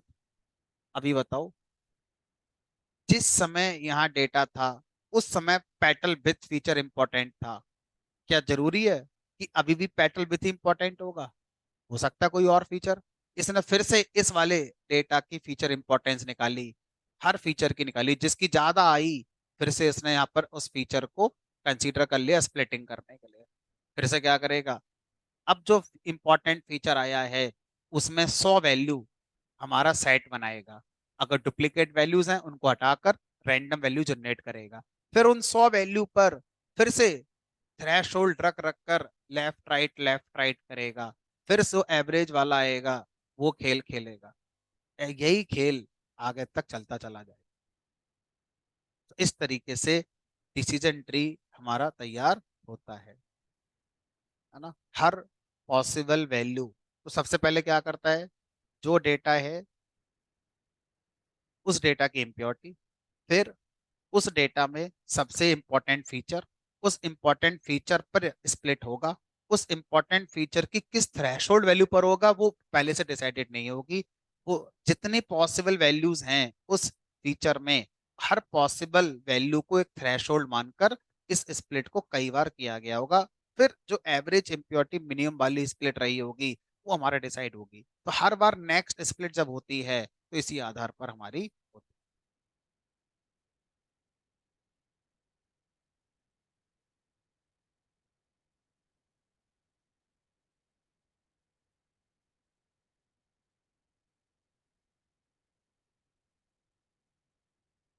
सारी हर वैल्यू जो जनरेट हुई है वो एक पॉसिबल कैंडिडेट है थ्रेशोल्ड होने के लिए। हर किसी वैल्यू को रख रख कर देखेगा, उसमें जो सबसे मिनिमम इम्प्योरिटी वाली वैल्यू रही होगी थ्रेशोल्ड की उसको डिसाइड करेगा। हो सकता है वो हमारी वाली में से कोई हो सकता है, वो जो रैंडम जनरेट हुई उनमें से कोई है, को ऐसा हो सकता है। तो ये जो 0.8 है जरूरी नहीं है हमारे डेटा में मिल ही जाएगा, हो सकता है ये रैंडम जो जनरेट हुई है वैल्यू उनमें से आई हो निकल कर। ठीक है, इस तरह से हमारा डिसीजन ट्री अपना आगे ग्रो है जी। क्लासिफिकेशन में, किसी भी तरह के क्लासिफिकेशन में आप इसका यूज कर सकते हैं। ठीक है। हम्म,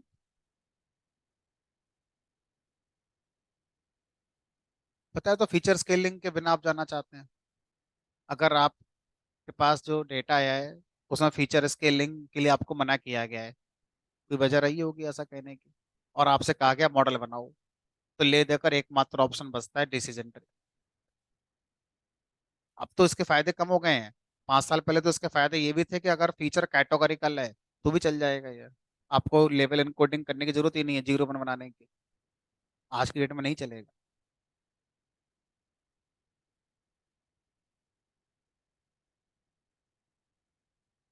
नहीं, इस एल्गोरिथम में कहा आप दोनों से करके देखो एक ही रिजल्ट आएगा। क्योंकि इसमें कहीं डिस्टेंस नहीं निकाल रहा है ना, इसमें एक बार में एक फीचर यूज हो रहा है।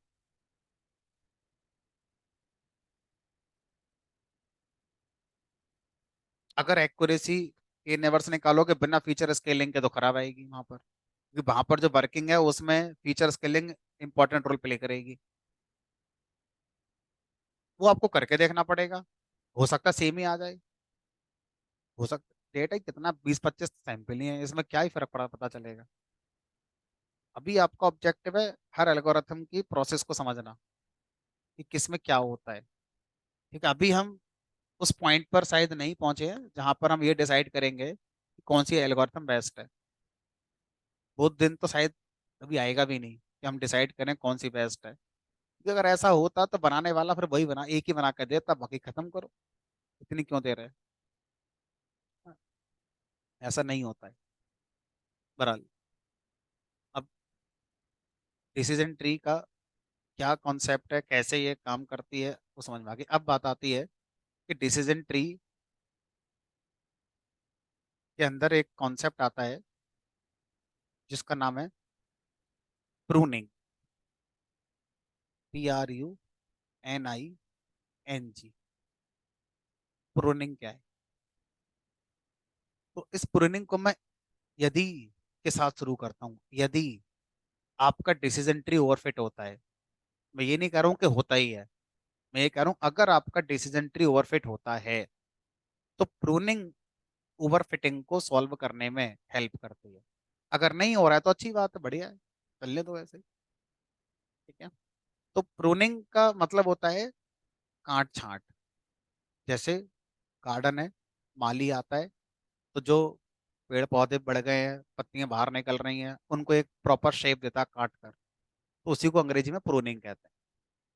ट्री है, पेड़ भी तो हमारा है, पेड़ हमारा फैल गया है इधर उधर, काट छांट कर दो इसकी, क्या बोलते हैं इसको, प्रूनिंग। अब प्रूनिंग करने में हमें कुछ हाइपर पैरामीटर की जरूरत पड़ती है। हाइपर पैरामीटर क्या है, उनकी बात कर, तो मैं इस ट्री को दोबारा बनाता हूँ।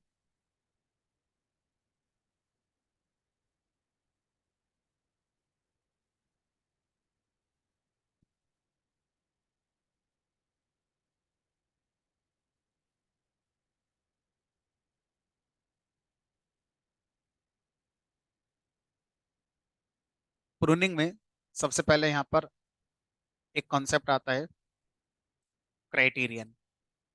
क्राइटेरियन का मतलब है वो टेक्निक जो इम्प्योरिटी निकालने के लिए आप यूज करना चाहते हो। तो मैंने बताया दो टेक्निक होती हैं, एक गिनी और एक एंट्रोपी। एंट्रोपी में प्रोबेबिलिटी के साथ साथ लॉग को भी कंसीडर करते हैं, तो कंप्यूटेशन वाइज वो और एक्सपेंसिव हो जाता है एंट्रोपी, है ना। एंट्रोपी एक तरीका है, अगर मैं लिख दूं ऐसे करके, अब देखो गिनी की जगह एंट्रोपी लिख कर आ गए, तो एंट्रोपी से भी इम्प्योरिटी निकलती है, लेकिन वो निकालने में टाइम और ज्यादा लगता है, इसलिए बाद में गिनी को लाया गया। इनिशियली एंट्रोपी होती थी, जब पहले मशीन लर्निंग पढ़ाई जाती थी तो बाय डिफॉल्ट यहाँ पर एंट्रोपी लिख कर आती थी, गिनी के लिए हमें लिखना पड़ता था, अब उन्होंने डिफॉल्ट ही कर दी, दूसरा गिनी। अगर नहीं करोगे तो यही है। एक हाइपर पैरामीटर है इसका, मैक्स डेप्थ। डेप्थ में ये level 0, level 1, level 2, level 3, level 4, level 5, तो इसकी डेप्थ अभी 5 है। तो अगर मैं यहाँ पर लिख दूं डेप्थ इक्वल टू 3, तो ये देखो इम्प्योर रह गया, यहाँ पर इम्प्योरिटी 0 नहीं आई, यहाँ 0, यहाँ नहीं है, यहाँ नहीं है, यहाँ नहीं है, यानी कि ट्रेनिंग स्कोर पूरा नहीं पहुंचा, अच्छा नहीं हुआ। हमने अर्ली स्टॉपिंग कर दी। ओवरफिटिंग क्यों आती है, मॉडल ज्यादा ट्रेन हो जाए, ज्यादा ट्रेन हो जाए का मतलब क्या है, एक एक सैंपल को पकड़ पकड़ के क्लासिफाई कर रहा है वो। अर्ली स्टॉपिंग का मतलब क्या होता है, एक एक सैंपल को पकड़ो, कहीं अगर कुछ रह गया है मिक्सिंग तो रहने दो, अर्ली स्टॉपिंग ऐसे बोलते हैं। ठीक है, तो सेम कहानी यहाँ पर हो गई। तो अब अगर मैं मैक्स डेप्थ की वैल्यू नन कर दूं, इसका मतलब है जितना ग्रो होना चाहता है होने दो। ठीक है?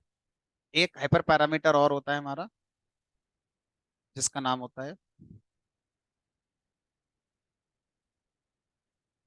Max features. मान लो मेरे डेटा में 50 फीचर हैं। अब मैं 50 फीचर की इंपॉर्टेंस कंप्यूट नहीं कराना चाहता। पहले मैंने यहाँ पे ले दिया मान लो 25। क्या होगा? 50 में से पहले रैंडमली 25 फीचर सेलेक्ट करेगा।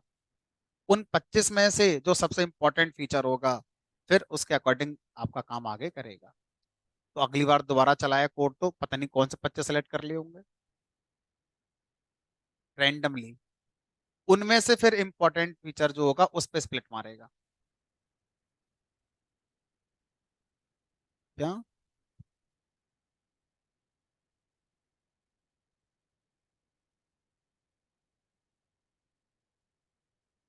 अगर हम इसका डॉक्यूमेंटेशन देखते हैं, आप जो कह रहे हैं सही बात है, ऐसा होना चाहिए। बट अगर हम डॉक्यूमेंटेशन की बात करें तो उसमें यही बताया गया है कि कौन से फीचर सेलेक्ट होंगे वो रैंडम है। जबकि होना यही चाहिए कि जो बेस्ट 25 हैं वो। तो शायद तर्क ये हो सकता है कि अगर हम सारे की इंपॉर्टेंस कंप्यूट करेंगे तो फिर जो बेस्ट आएगा उसी में स्प्लिट करना पड़ेगा। फिर 25 बताने का फायदा क्या हुआ? फिर तो 50 में डिसाइड करा ना आपने।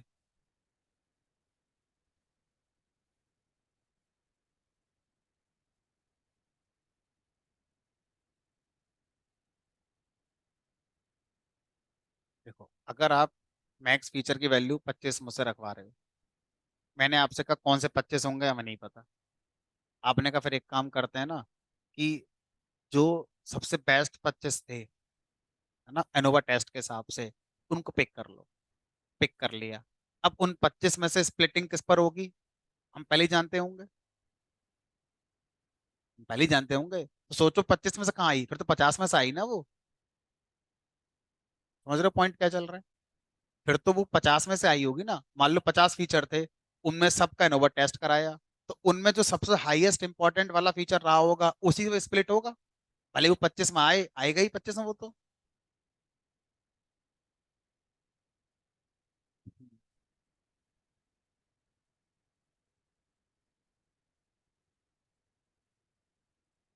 नहीं, ये जो आप 25 ले रहे हैं हर स्टेप में रैंडम होंगे ये।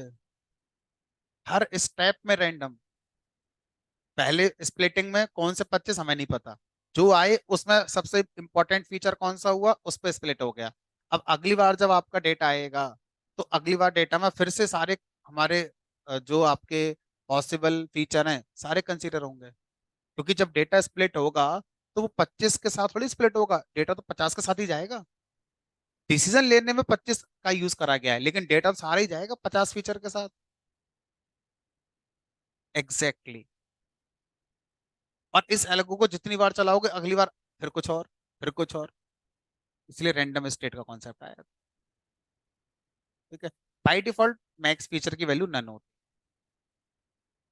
है। नन का मतलब जितने फीचर हैं सारे कंसीडर कर रहे हैं। अगला क्राइटेरिया क्या होता है? मतलब ये हाइपर पैरामीटर बिल्कुल रुक जाएगी, करके ट्यून करना पड़ता है। ठीक है। मैं आपको बता रहा हूँ हाइपर पैरामीटर क्या क्या है। एक और हाइपर पैरामीटर है जिसका नाम है, ये बताओ लीफ नोड कितने हैं अभी यहाँ पर? एक, दो, तीन, तो मैं मैक्स लीफ नोड लिमिट लगा दूंगा। मुझे 5 ही चाहिए बस। तो आगे बढ़ेगा ही नहीं। ये भी एक तरीका है। बाई डिफॉल्ट इसकी वैल्यू कितनी होती है? नन। जितने बनाने बना लो। एक और हाइपर पैरामीटर है जिसका नाम है मिनिमम सैंपल्स और स्प्लिट। सोचो अगर किसी नोड पर 2 सैंपल आए, है ना, और वहां पर इम्प्योरिटी है, जीरो नहीं है, तो वो तोड़ देगा उसे। सोच कर देखो, अगर यहाँ 2 सैंपल हैं, यहाँ इम्प्योरिटी 0.5 होती, एक सैंपल इस क्लास का होता, एक सैंपल इस क्लास का होता, ये क्या करता? फिर तोड़ देता आगे से। तो ये हमसे ये पूछ रहा है कि किसी भी नोड को स्प्लिट करने के लिए उसके पास मिनिमम कितने सैंपल होने चाहिए। तो बाय डिफॉल्ट इसकी वैल्यू 2 होती है। अगर किसी भी नोड पर इम्प्योरिटी है और उसमें 2 सैंपल हैं तो तोड़ देगा उसे। अगर मैं यहाँ पे कर दूं 5, अब नहीं टूटेगा देखो। तो किसी भी, यहाँ पे देखो, यहाँ इम्प्योरिटी है लेकिन स्प्लिट नहीं हुआ, क्योंकि कितने सैंपल हैं यहाँ पे टोटल? तीन, जबकि कितने होने चाहिए कम से कम? पांच। तो ये सब हाइपर पैरामीटर प्रूनिंग के हाइपर पैरामीटर हैं। बाई डिफॉल्ट इसकी वैल्यू कितनी होती है? टू होती है।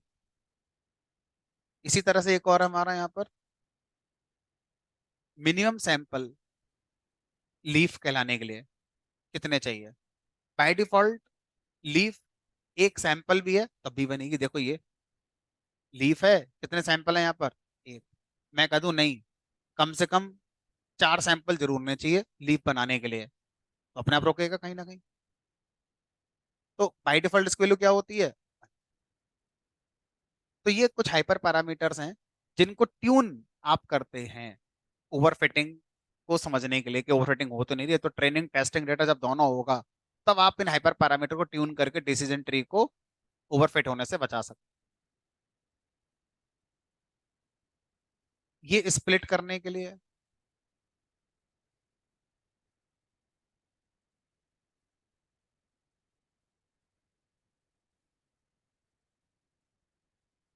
मिनिमम सैंपल लीफ होने के लिए, लीफ बनने के लिए कितने सैंपल की जरूरत है? कम से कम एक सैंपल भी होगा तो भी लीफ बन जाएगा।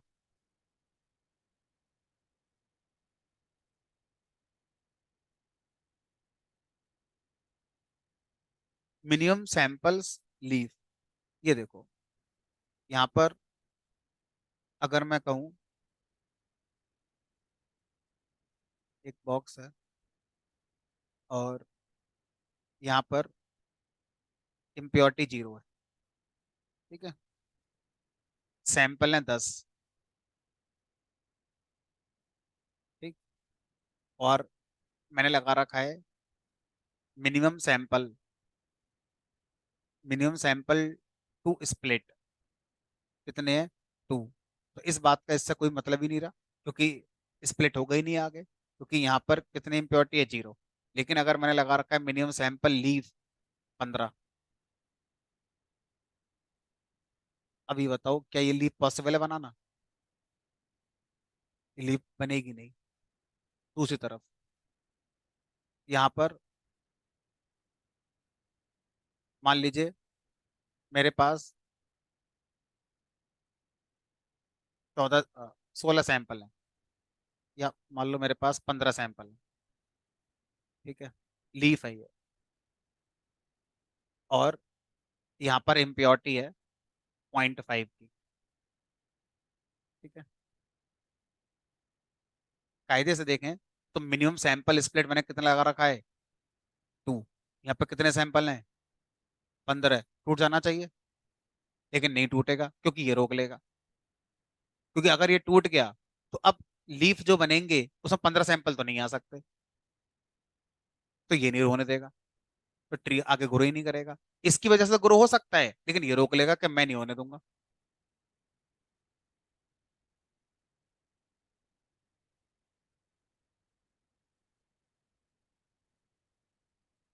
देखो ट्यून करना है, क्या वैल्यू सही रहेगी क्या गलत रहेगी पहले से कोई आंसर नहीं है इसका। आप ट्रेनिंग टेस्टिंग डेटा लाकर ट्यून करके देखिए, उससे पता चलेगा कि कौन सी बेस्ट वैल्यू आपके लिए फिट हो रही है। तो ये कहानी हो गई हमारी डिसीजन ट्री की।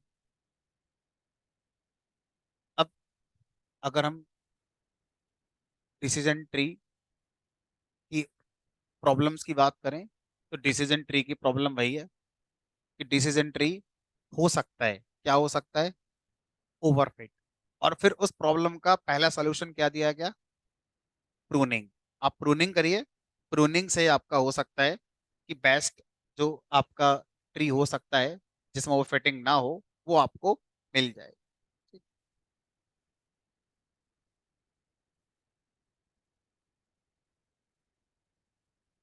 अब डिसीजन ट्री का दूसरा, decision tree regressor. Decision tree regressor कैसे काम करता है? From sklearn dot tree import decision tree regressor. तो डेटा कोई रिग्रेशन का लेके आओ, मैं ले आता हूँ df equal to pd dot read underscore csv data set regression और salary one variable x equal to df dot iloc. एक काम करता हूँ मैं इसमें शुरू के 10 सैंपल निकाल लेता हूँ बस। ठीक है। और अरे चर्स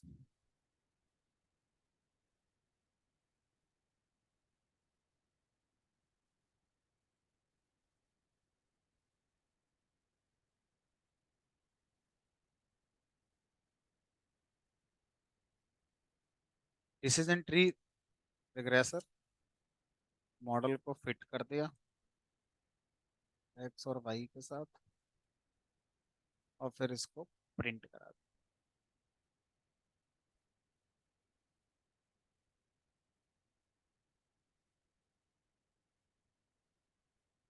टेस्टिंग का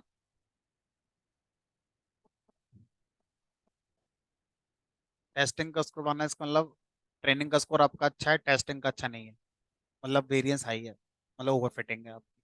इसका मतलब ये हो गया कि आपको ट्रेनिंग कम देनी है मॉडल को। ट्रेनिंग कम देनी है का मतलब या तो सैंपल कम करने हैं या फीचर्स आपको कम करने हैं।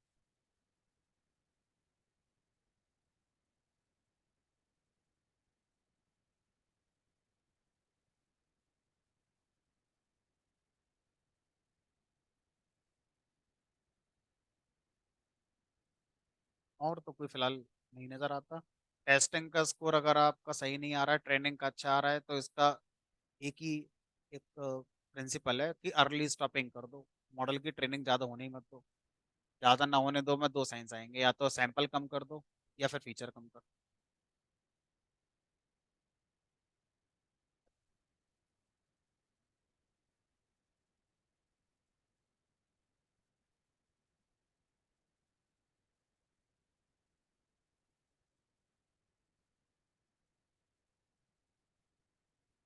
तो हमें देंगे ना टेस्टिंग डेटा वो भी साथ में। हम्म। नहीं, सब पूरा रिजल्ट देंगे हमें टेस्टिंग डेटा का। हाँ।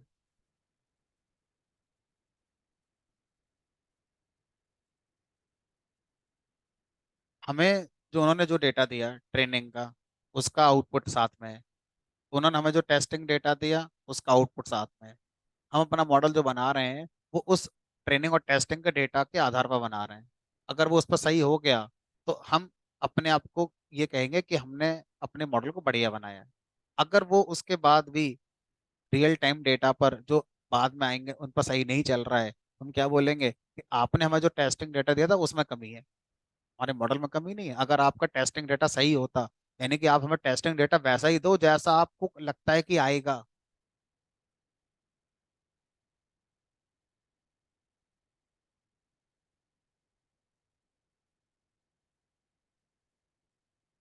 एक मिनट रुको, पहले इसको देखते हैं, डिस्कस करते हैं।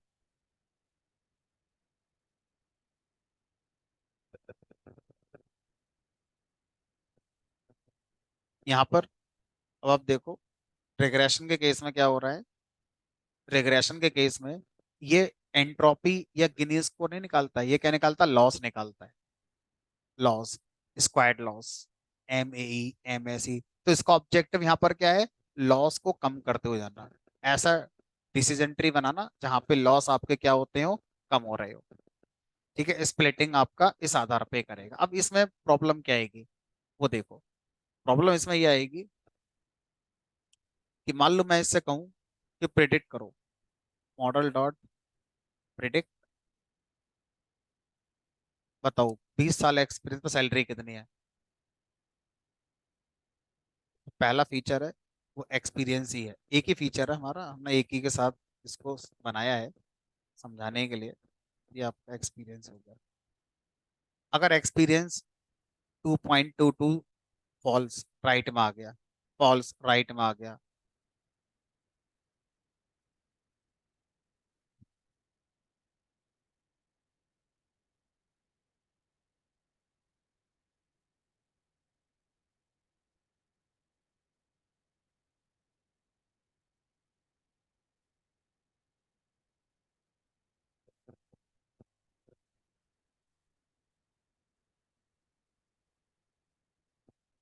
चलो ऐसी समझने की कोशिश करो। ठीक है, तो अब 20 वाला किधर जाएगा? जिसका एक्सपीरियंस 20 है वो किधर जाएगा? ट्रू पर इधर, फॉल्स पर इधर, इधर आ गया, फिर इधर आ गया, यहाँ के अटकेगा। तो 20 साल एक्सपीरियंस पर सैलरी हमारी कितनी बताएगा ये? 57,189.0।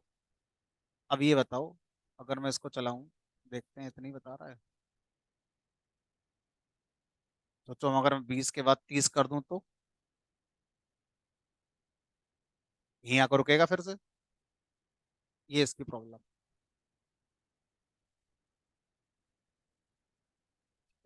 तो यहाँ पर जो ये वैल्यू आ रही है कैसे आ रही है? 10 सैंपल है यहाँ पर। इन 10 सैंपल की जो सैलरी थी, उन सैलरी का जो एवरेज है वो यहाँ पर लिख दिया है। अब इधर जितने सैंपल आए, पांच, पांच कौन से आए? उन सबकी सैलरी का एवरेज ही है। तो सर ये तो गलत है, क्योंकि ये तो हमारी एग्जिस्टिंग जो डेटा है उसी में ही सैलरी का एवरेज निकाल कर रिजल्ट देगा। तो अब मैं कोई फ्यूचर के लिए प्रिडिक्ट करना चाहूँ तो वो कभी कर ही नहीं पाऊंगा। तो डिसीजन ट्री रिग्रेशन में यही समस्या है कि जब ट्री स्प्लिट होता है तो जितने सैंपल लेफ्ट और राइट में गए हैं, उन सैंपल में क्लासेस तो होंगी नहीं, लेकिन उन सैंपल के जो टारगेट थे उनका एवरेज वैल्यू प्रिडिक्शन बनता है। इसलिए कभी ये सही हमारा बन ही नहीं पाएगा। इसलिए रिग्रेशन को कभी भी यूज डिसीजन ट्री के साथ नहीं कर। ठीक है, चलो। तो ये हमारा डिसीजन ट्री का जो कॉन्सेप्ट था, ये ऑलमोस्ट हमारा कंप्लीट हो गया। बाकी आज इतना ही, नेक्स्ट क्लास में मिलेंगे। और नेक्स्ट क्लास में एक और एल्गोरिथम की बात करेंगे जो डिसीजन ट्री का ओवरफिटिंग का प्रॉब्लम आता है, प्रूनिंग सॉल्यूशन। दूसरा सॉल्यूशन है रैंडम फॉरेस्ट। तो एक और एल्गोरिथम, इसका नाम है रैंडम फॉरेस्ट। तो रैंडम फॉरेस्ट में आपका बेटर रिजल्ट आते हैं compare to this decision tree. तो वो क्या है, कैसे है, डिस्कस करेंगे।